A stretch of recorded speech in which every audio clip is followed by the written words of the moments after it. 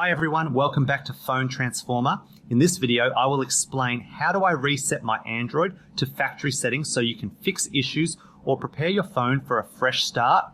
I'll guide you through the process step by step. Now let's get started. Step 1, open settings on your Android phone. This is where all system controls are located and it allows you to manage important phone features safely. Step 2, scroll down and tap System. This section contains advanced options related to software, updates and device management. Step 3, tap Reset Phone. This option lets you reset different parts of your device depending on what you want to clear or fix. Step 4, choose the settings or factory reset option you want to reset. This step is important because a factory reset will erase all data and return the phone to its original state. Step 5, tap Reset again from the prompt. This confirms your choice and starts the reset process, which may take a few minutes to complete.